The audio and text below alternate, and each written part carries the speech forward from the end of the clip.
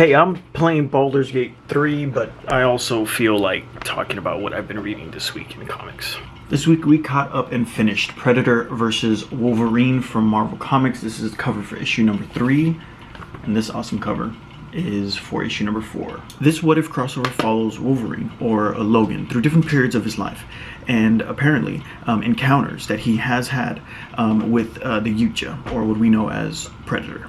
The title really tries to canonize the events in Predator vs. Wolverine, as it suggests that the torturous treatment that Logan experienced in the Weapon X program, which included several mind wipes, is the reason why he has no recollection of this great battle with the Predator. Title takes it a bit further, even suggesting that the Predator technology had a real strong influence in the Weapon X program itself. But with all that aside, it is a really fun story that shows arguably pop culture's most savage and best hunters going head to head. While both characters are vastly different, they also parallel in some really great ways, as both live for the hunt and live for the fight. The only real difference being is that the Predator is a trophy collector and sees Logan's adamantium skull as the ultimate prize.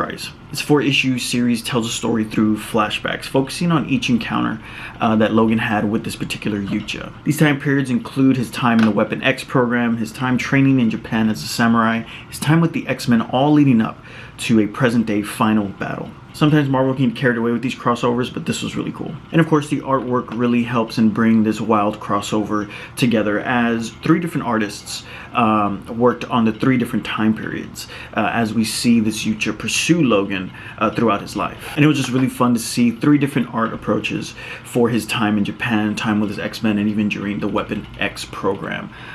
This is issue number 4. This was definitely my favorite cover. Artists are Percy, Lashley, Zama, Gudry. There's a lot of different artists for each 4 issues. Lashley, Zama, and Sherman for issue number 3, and it was absolutely a beautiful looking book and really awesome to read. This is Wolverine vs. Predator, issues 3 and 4. This week, very sadly, we also finished Time Before Time with issues number 28. And ending this series at issue number 29. I mean, they could have done 30. They could have done 30. I would have read one more. Really fun and exciting time-traveling crime drama with so many twists and turns and characters and various plots that I really didn't see this ending. I thought they were going to run it forever. I had a very similar experience with Ascender, Descender, Jeff Lemire. Just ran for so many issues, and kind of sad to see that it did officially wrap up with issue number 29. And it's one of those feelings where you just don't know what you're going to do, since Time Before Time will no longer be in my pull box whenever I pick up my comics. It's a weird feeling. But for 29 issues, Time Before Time has told the story of main characters Tatsuo Nadia and a sentient robot named Kevin, as they find themselves in the middle of a time-traveling, all-out gang war. I really enjoyed the time-traveling aspect of this book, as it really helped create the narrative and grow its characters in a way that I've never really seen using time travel, as the ability in this story is truly limitless. Characters can really go to anywhere in any time and space. The last 2 issue sees an end to an ever-going, very deadly battle between the 2 very powerful criminal organizations known as Syndicate and the Union. Bounty hunters, hitmen, and just maniacs always at their backs. Kevin, Tatsu, and Nadia are simply trying to escape the conflict and protect the ones that they love. But of course, it cannot be a good story without tragedy, loss, and in the case of Time Before Time,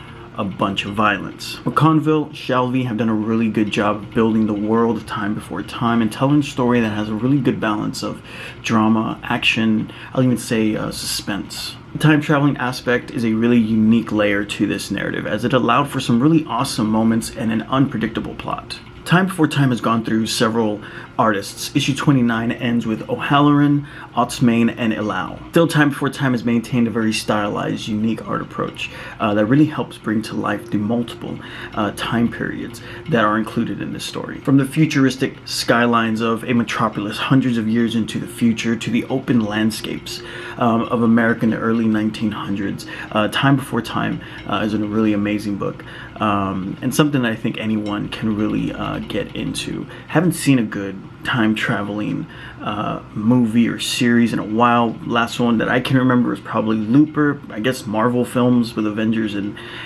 Infinity War and Endgame, but Time Before Time could easily be adapted into a really awesome script. I'm just saying. Time Before Time, issue number 29. This is done and over with. As I mentioned, it could branch off into other stories. It could branch off into some other characters. Really would like to see more Time Before Time, but we'll see. This is issue number 28.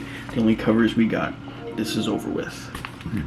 Issue number 2 of Batman Gargoyle of Gotham. This is easily becoming my favorite thing that DC Black Label has done in a while. A completely original story that takes a different look at Bruce Wayne, as he identifies Batman as a completely separate identity from Bruce, and is a deep dive into his mental state as the Dark Knight. I'm having serious lighting issues here. This narrative puts a very interesting spin on the night of Bruce Wayne's parents' murders, and adds just more tragedy to the events for Bruce. In issue number 2, we see Batman, Detective Gordon, and Alfred on the heels of a sadistic serial killer that is targeting the homeless people of Gotham. Being the world's best detective that Batman is, quickly discovers that the targets are not random at all, and even connect to his childhood tragedy as he discovers secrets about his past that he was never aware of. It isn't long before Detective Gordon and Batman discover a mysterious cult that is operating in the city of Gotham. I really love that, with the exception of Batman, Alfred, and Detective Gordon, this narrative is full of original characters and villains, at least that I'm not aware of in any other medium for Batman. I think Rafael Grampa and Mateus Lopez are doing a really good job of bringing the stylized but gothic and obviously dark artistic approach for Gotham, Batman Gargoyle of Gotham to this book. Just beautifully painting these panels. Batman Gargoyle of Gotham. This is issue number 2. Absolutely beautiful cover. Same type of art approach for the inside of the book. This is really, really awesome. And that is all we have for this week in comics. Let me know if you guys are reading these. Let me know what other titles you guys are reading. Thank you guys for watching. I'll see you all next time.